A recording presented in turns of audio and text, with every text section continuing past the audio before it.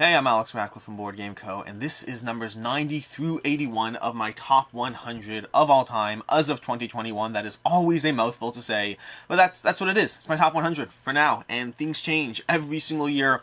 All the time, things are changing, and if you want more general information about how I put together the list, the mythology I use and whatnot, you can check out the first video in the series. That'll be linked down below, as well as all the other ones as I continue to do them.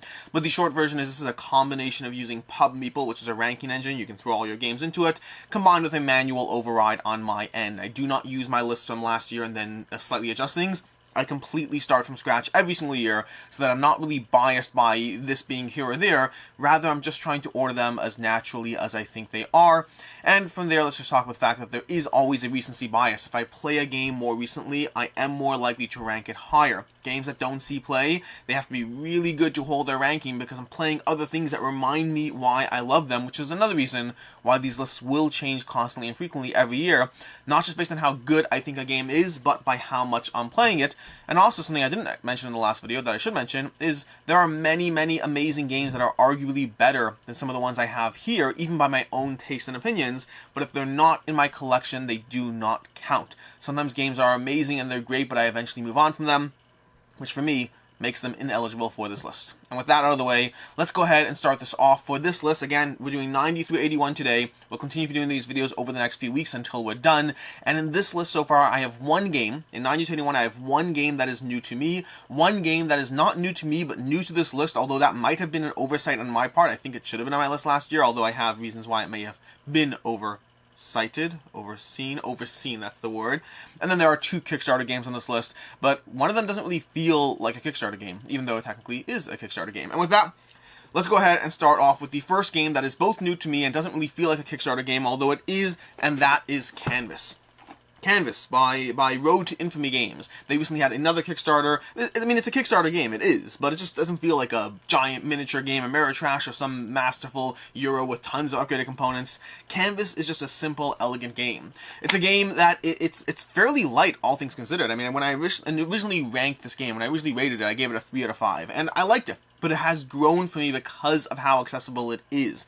The game is light, that's true, but there's enough depth to keep my attention, to keep other gamers' attentions, while being incredibly accessible, including accessible enough for people who haven't played any games at all. Forget Gateway, forget slowly moving their way into the hobby.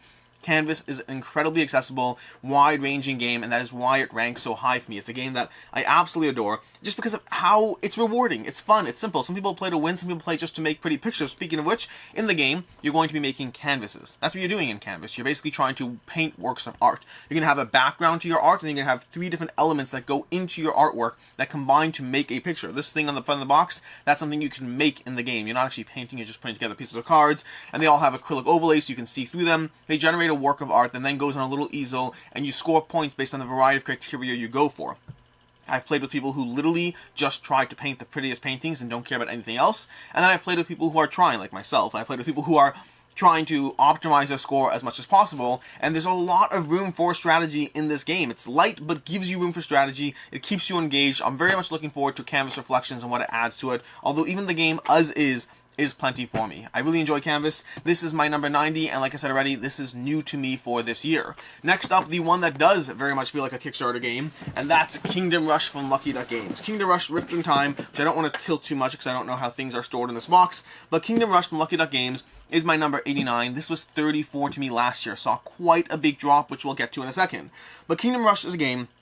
It's a 1 to 4 player game. It plays roughly an hour or so. It's tower defense polyomino, which is not words you hear together very often. But the basic idea of it is you have these hordes of creatures slowly invading towards you, and you're placing down towers combined with your heroes. It's an app game originally. It's a mobile game where you can play, and they turned it into a board game. And you have these waves of creatures invading you while you try to place down polyominoes from your towers and from your heroes to ultimately take out those hordes before they reach your tower. It is brutal. It is punishing. You have to plan perfectly. There's not a lot of room for mistakes. But once you do so, once you figure out how to cycle, how to build your engine, how to start getting those higher power towers in play, knowing when to let something through versus when to attack it, knowing which powers to combine with which towers, with which characters, all of it presents a puzzle that is a lot of fun, and I really, really enjoy it. The only reason it has dropped for me on this list by a decent amount is because it is hard to table. This is a game that I set it up and I get like 4 or 5 games in, and then it goes away for 6 months because there's a lot of fiddly bits in the box, and the box doesn't hold things very well. So while I have played this in the past year, I haven't played it that much. I may have pulled it out once or twice in the past year, which is great, but it means that as much as I enjoy diving into Kingdom Rush, I don't pull it out as often as I'd like to. Now the good news there is they have the newest Kickstarter, Kingdom Rush Elemental Uprising. And part of that Kickstarter is they released these game trays related, I think it was game trays, who do these giant boxes to make the game more accessible, to make it easier to set up, which is why I could be wrong, but I anticipate this going up on my list next year as it becomes easier to table, easier to say, hey, I'm just going to sit down and play one scenario. This is not a commitment. It's all good. Just one scenario. Let's get it played. But while Kingdom Rush, Rifts in Time, they have Rifts in Time, they have Elemental Uprising. I don't really know which one I prefer. I like aspects of both, which is why I own both. Well, I have one and I backed the other. But that's Kingdom Rush, my number 89, down from 34. Technically it's up from 34, but up in a top 100 is really down. It's a complicated thing. From there we have number 88, and this is another huge drop, and I know why. And number 88 is One Night Ultimate Werewolf, and for the sake of just, wanting to, I grabbed all the boxes instead. So, we have One Night Ultimate Werewolf, One Night Ultimate Alien, One Night Ultimate Vampire. I've played these not that often. I primarily play Werewolf and Daybreak in this box. This is from Bezier Games, and this takes the one-night experience, that hidden roll experience, and condenses it into a single night. And the first time I played this game, I thought I would not keep it. I was like, I do not get this. This is crazy. This is chaotic. This is random. There's nothing going on here. You basically just say things until you find out what happened, and then someone points a finger at you and accuses you. Because the concept of One Night Ultimate Werewolf is that you start off as a certain role, and then during the night, things swap, things change, and you have a single night to start trying to deduce and figure out what people did during that night. And so the first few times you play the game, it feels random. It's okay, great, I did this, you did that, oh look, I'm a werewolf, ta-da, you killed me, congratulations. But that's not the game. The goal of the game in One Night Ultimate Werewolf is to figure out what happened, to slowly drip pieces of information to the other players so that they can start figuring things out, and then one at a time, as people say things, both true and not true, you can find that strain of consciousness, you can find that strain of truth amongst all the lies and the truth. Well, this happened, that happened, you must be lying there. And the goal is to figure things out before other people do, and then use that knowledge to either protect yourself if you are on the bad team, or to attack the werewolves if you're not on the bad team. Or other roles as well have their own win conditions, but the goal is to find that singular thread of truth and take advantage of it. This is not a team-based game. You might end up on a team, but this is a game where it's every man for himself. Now, I really like the game. It's solid, accessible, it plays in 8 minutes, you get multiple games in, and it's chaotic and crazy and super enjoyable, and it's dropped in my rankings because in the past year, past COVID, this is not a game that has been played nearly as much. And when it has been played, it's been played generally with my more condensed game group. Ever since COVID and all that stuff, my game group has primarily been reduced to 4 or 5 regulars, aside from the prior 20 or so rotating people that there were in the past. While that has had good results in terms of being able to table heavier games more consistently, it has had bad results in terms of lighter games like One Night Ultimate Werewolf, which really thrive at, I would say, 5 to 7 players, and I've primarily only been able to play this as a 3 or 4 player game, which is not where it shines. So it's not that the game is bad itself, it's that my experiences within the past year have certainly shrunk down a bit just due to the nature of how I'm playing games, who I'm playing games with. It may go up next year. I don't know. I don't know what the world holds for the future. As I'm filming this right now, we just heard about Omicron as the newest variant of whatnot, so the world is constantly changing. My games and the collection is changing around that, and we'll just deal with it as it goes. This dropping in my rankings, that is the least of all the casualties of the changes to the world we live in, so I'm okay with that happening. With this happening, not COVID and Omicron and all of that. From there we move on to 87. My 87, which is another one that has dropped, although this one is, well, let's get to it. Circle the Wagons from Button Shy Games. I just recently had Sprawlopolis in my top, my 100 to 90, and Circle the Wagons is dropping from it's currently 87, it's dropping from 50 from last year. Didn't see nearly as high a drop as Sprawlopolis. Sprawlopolis dropped a whole lot more. Sprawlopolis was ranked higher than Circle the Wagons last year and went lower this year. This one saw a drop, not as drastic. Part of that's just due to the inherent fact that as I play new games, as I find new experiences, and as they are exciting and new and fresh, they rank higher, which means anything that stays in the same ranking, anything that is exactly stable where it is, inherently is likely dropping because other things are taking their place and shifting it out. And that's part of the reason with Circle the Wagons. The other part is the fact that, like Sprawlopolis, but not as badly, this is a game that I've played it like 30, 40 times, and you see the patterns again and again, and some of that freshness does wear off. So it hasn't worn off quite as much, partially because of the two-player nature of it, means that I'm playing it more competitively and I have to react and interact with other players, as opposed to Sprawlopolis is more of a solo puzzly experience. I haven't talked at all about the game, so let's go ahead and do that. Like many Button Shy games, you have 18 cards that you're trying to deal with, or if you have expansion content, you have a few more, but you're basically laying the cards out in a circle, and the players are drafting the cards, trying to fulfill various objectives as they overlay patterns of cards across each other, trying to get as many points across 3 objective things plus some standard scoring goals. The other players are going to be drafting as well, trying to take those cards from the center, which leads to a puzzle of when you take a card, you can skip ahead, but that will give the other player the cards in between, which is something that is often worth doing if it gets you the right patterns, the right cards that will score as many points as possible. It's fun. It's tight, it plays in 20 minutes, it scores well, lots of strategy. It does have the sameness that Sprawlopolis does, but that sameness is less worn out because you're playing with another player, so you have that other mind at play that you're playing off of, which keeps it fresher for longer. Still has dropped. I don't know where it'll be next year. Will it be in the top 100? I hope so. I don't know. I hope so. I don't care. It is or it isn't. I'm not really emotionally attached to them being in the top 100, but I do enjoy Circle of Wagons, and still a solid package from Button Shy Games. Next up, we have at number 86. At number 86, we have Antike Duellum. This is another small drop from last year. Last year, this was a 65. And for context, last year I only did my top 1 through 50 publicly, but I did rank my top 100. This was 65 in my top 100, and it's dropped to 65. It's dropped to 86 from 65. Not a big drop, all things considered. And Antike Duellum is from Matt Gertz, and it's the 2-player version of Antique, which then became Antique 2. They have Antike Duellum. They have a whole bunch of versions of the game. The basic idea of it is rondel area control, although Antike Duellum is specifically for 2 players. That's what it's designed for. And what you're doing is you have a rondel that determines your actions, so you try to spread out across the map, trying to build up your resources, get down different towns, different locations, start bettering your resources, but also bettering your technologies, but also building units as you try to focus on the economy, the strategy, the area control, the resource production, all the various aspects you'd expect in a standard 4X-ish game. I don't know if it's officially 4X. It's definitely area control. It's definitely dudes on a map. I don't know if it hits all the 4X's of 4X. You're not technically exploring. You're expanding. You're not exploring. That's what it is. You're expanding, you're exterminating, and you have the whole whatever. So, but you're not exploring the map. Either way, tangent. Antike Duellum is one of my favorite, possibly my favorite, 2-player head-to-head area control game. The only thing that really rivals it right now for me in the area control genre is Ankh, because generally I find area control doesn't work as well as a 2-player experience, at least especially if it's a dudes on a map area control.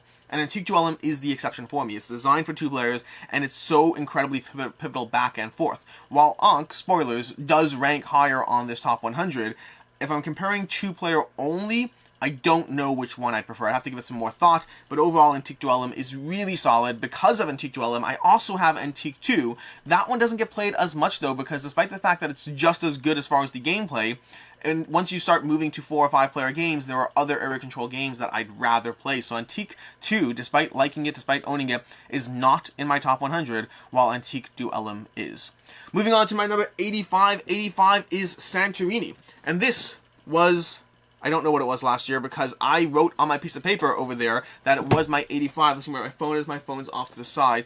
Santorini, I'll post in a comment or something. I'll post in the description. Santorini was something last year. I don't know what it was because I didn't write it down, but it was in my top 100 last year. Was it 50? No, I don't think so. Either way, Santorini is a game that is a 2-player head-to-head experience from Roxley Games, designed by Gordon Hamilton, and this is put up by Roxley. It's the deluxe version of the game, whatever it is. This has come to mass market retail. You can buy it at Target or Walmart, wherever, for like $25-30, and I'm happy that you can, because the more people that can access this game, the better. While it is arguably lighter compared to some head-to-head abstract games, the variability of the experience is what keeps it so high for me. You see, in Santorini, ultimately you have a simple objective that you're going for in the map. The original Santorini was designed by Gordon Hamilton and just had a simple abstract engine. Roxy took the game and then they added powers and abilities so that every single game you walk in with one player having one power, one player having another power, and then those powers slightly break the game as you go head-to-head, trying to win as you build up the landscape around you, trying to either trap other opponents or have your person ascend to the 3rd level of a landscape. So you're trying to move around, navigate, move up, tactically outposition your opponents. The base engine of the game is a solid foundation, although it would not last on its own, not in my collection, because I have other, what I would say, better games in terms of the pure abstract nature of things. But once you throw in those powers and abilities and the near infinite variability of the experience, Santorini is a game that I can go head to head with some of my heaviest gamer friends and have a great time, and I can also play it with my daughter and she will beat me, and I like that about the game. It is so accessible and yet so rewarding at the same time. Santorini has consistently been in many of my videos as far as best abstract games, better two-player games, best value for your money. This is an incredibly cheap, accessible package for the game that will give you a lot of gameplay out of it. There's a lot going on in Santorini, one that I highly recommend. My 85 for this year, I have no idea what it was last year because I accidentally did not write it down on my list. Next up from there, we have my number 84, which is new. My 84 is the one, there's two new to me. Did I say there's only one new to me? There are two new to me on this list. And Bonfire from Stefan Feld is the second new to me game in this list over here. Bonfire is from Stefan Feld, which I just said, and this is one that I suspect will grow because in a minute or two we'll be talking about another Stefan Feld game. I think Bonfire is one that I might like more, but I'm not yet ready to say that because the other one I've had in my collection for years, and this one I've had for, months. I've got to multiple plays of it, but only for months, and so I need time to see how it settles. I really enjoy Bonfire. It already has an expansion coming out, which I think we live more in an expansion world nowadays as people capitalize on the fact that a game did well, and so many games are constantly coming out that more and more we see expansions for games that in the past wouldn't have been an expansion, it would have just been a game. It's happening to the board game scene, what's happening to the video game scene, what's happening to the movie scene. You have to capitalize on the IP to make it stand out in a crowded landscape, and so that's happening with Bonfire. I'm not complaining, mind you. I don't mind expansions for games I like. But either way, Bonfire from Pegasus Spiel from Stefan Feld is a game of trying to spread out, and I don't even know how to explain it in a short time frame. You're trying to light bonfires, ultimately. Bonfires represent the tasks in the game. So you have this little engine as you have your ships that you can move around to different islands, trying to collect guardians, trying to move them on this track. It's hard to explain this game without having the board in front of you, without having everything going on. The general idea, though, is you have tasks that are bonfires. Bonfires are these things you're trying to accomplish. They come in different levels of difficulty. And those bonfires interplay with everything else in the game, as you'd expect from a Stefan Feld game. And everything, as you'd expect from a Stefan Feld game, gives you points. The question is, how can you get points more efficiently than your opponents? Because you have to get those bonfires, but then you can ascend guardians around them. You can ascend these little bridges, these portals that you'll be building out around them. Everything you're doing is trying to just maximize and capitalize on the bonfires that you've been building. It's a very tight engine, a lot going on with it. I don't know where it'll end up as far as my Stefan Feld games. There are multiple Stefan Feld games in my top 100. This is the first of those. There are multiple Stefan Feld games not in my top 100 that I still need to continue playing and see where they end up. But I like Stefan Feld. He arguably, I have to look through my list, he might be the designer in my top 100 that is most prominent. I think he has like 4. I think he has 4 games in my top 100, so you can start guessing what those are. Either way, that's Bonfire, new to me this year, number 84. Next up, we have number 83, which is Cockroach Poker, and I'm just bundling these two together, Cockroach Poker and Royale. That's true for anything, by the way. Whenever you have similar games, I'm just considering them a single entity on this list, even if I own multiple and play multiple. Now, I do play Cockroach Poker, but I primarily play Cockroach Poker Royale. At this point, I keep Cockroach Poker for people new to the game, and I only play Royale with people who have played the game before. It's a little bit more confusing for new players, but once you know the game, it provides an extra level of bluffing to the game. Which brings us to what this game is. This game is a bluffing game. It's a game where you're trying not to get sets of 4 animals. There's different types of animals. There's 8 or 7 animals in the game, and you're trying not to get a set of 4 of a kind. To that end, you grab a card from your hand, you put it on the table, and you say, this is a cockroach, or whatever other animal you want to say that's in the game. The other player either calls your bluff, they either say, I believe you or don't believe you, and if they are correct, you get the card. If they are wrong, they get the card, or they choose to continue the lie. They say, I'm going to look at it. They pick it up, they look at it, and they're like, it's not a cockroach, it's a fly, and they pass it to somebody else. And what results is a daisy chain of lies and truths that leads the player on the other end trying to deduce who is telling what, not just based on how straight they can keep their face or how often they lie in general, but also based on the table presence. If you have flies, if they have cockroaches, that can determine a little bit of influence of where the lie lies. That was not intentional. But overall, this game results in so many laughs every single time we play it. It just results in people just going crazy as you either target another player, as you get called in your bluff, as you start going head-to-head with another player being, I don't believe you, and just someone wanting to beat out the other person in the game. I really enjoy the game. It's very light, but it is my favorite bluffing game in my collection. There's a bunch of other bluffing games we have. We have Skull, we used to have Coup, a whole bunch of games. The Sheriff of Nottingham, there's a bunch of experiences out there, but this is not necessarily the best one, but the most accessible of them. It's the most accessible. It's the most accessible as far as bluffing games in my collection that give you a simple, clean execution on the bluffing mechanic in a way that is both hilarious and strategic at the same time. Next up, we have 82. We're down to a few left here. We got 82, and 82 is the next Stefan Feld game, which is Notre Dame. Notre Dame, and this was my 67 last year. Cockroach Poker, by the way, Cockroach Poker is 83. It was 57 last year. It has gone down because as much as I love Cockroach Poker, it is the same experience time and time again. We love the game. We still play the game. Again, anything that drops 20 points in the top 100 out of all the games I've played and own is not a huge shift, although it's still a shift. And from there we go to Notre Dame, which was 67 last year, so that's a 15-point drop as far as where we are right now. Notre Dame is Stefan Feld again, and it's one that the combination of drafting, the drafting's not huge in this game. There is drafting in the game as you try to get the right cards for your engine, as you have your own little personal deck that you start passing it to other players so you can get duplicates of cards that work well for your strategy. There's a decent amount of just general drafting that gives you a lot of choices around it. But the real choice is every single thing you do in Notre Dame escalates. Every single track you try to go on escalates in the game. You're trying to advance on different tracks, and if you go there again, you'll get more stuff, and if you go there again, you'll get more stuff. It's a mechanic we've seen in Architects of the West Kingdom, although I believe Notre Dame did it first, and I like Notre Dame more. Architects of the West Kingdom, amazing game that it is not one that has lasted for me. It's one that I've enjoyed and moved on from. But Notre Dame gives you that general mechanic of, I'm going to do something, and then I'm going to make it more powerful, and I'm going to make it more powerful every single time I repeat that action. So you're constantly torn between diversifying, because you have to diversify to do well in the game. And you have to be mindful of those rats, because otherwise the plague is coming for you and you will lose so many points in this game. But if you diversify just enough to get what you need done while capitalizing heavily on the things you are good at, you can get a lot of points in Notre Dame. And the engine changes every game, both based on the common cards that are coming every single round, the cards you're drafting to give you what you need, and the various areas of the board that you're capitalizing on to build up your engine most efficiently. I really enjoy Notre Dame. Solid game for Stefan Feld that has stayed in my collection for quite some time, and I really just want to play it. I pulled up the rules this past week to play it again. I wanted to get to the table with my game group, who has recently started to experience a bunch of the Stefan Feld games that I know and love. Sadly, we played other games. The other games were good, though, so I'm not really apologizing for that. Played a great game called Encyclopedia, coming to Kickstarter. Amazing game. Won't be on this top 100 because no games that are not final retail copies will be in my top 100. They all have to be retail to be here. Which brings us to my number 81, a game that has been in my collection, I want to say, longer than any of these, and that is Dixit. Dixit is my number 81, and this was not on my list last year at all, although I have to imagine that was an oversight, an understandable oversight, because I don't think we played Dixit at all during the entire pandemic, because we just had, during COVID, this did not hit the table in the slightest. This is a game that needs, I would say, a minimum of 4 people to play, and arguably we could play with my family. The problem is my daughter knows how to play it, my wife knows how to play it, I know how to play it, but my younger children don't really have a good feel for it, which means we need that 4th player, which means it really didn't see play at all last year. But it has started to be played again as things have slowly opened up, and Dixit is a game that basically it's apples to apples if apples to apples were fun. Now don't take that the wrong way. If you enjoy apples to apples, by all means, I think apples to apples is good for a few laughs, but I do not think it has the staying power that a game like Dixit has. I find that many of these games, apples to apples, Cards Against Humanity, they to a certain extent devolve into what's the funniest card, not how well does everything actually play out with what's happening on the table. Dixit, on the other hand, it forces you to consider what's going on the table. A player gives a clue, and then other players play cards from their hand that match the clue visually from an artwork standpoint based on whatever clue was given.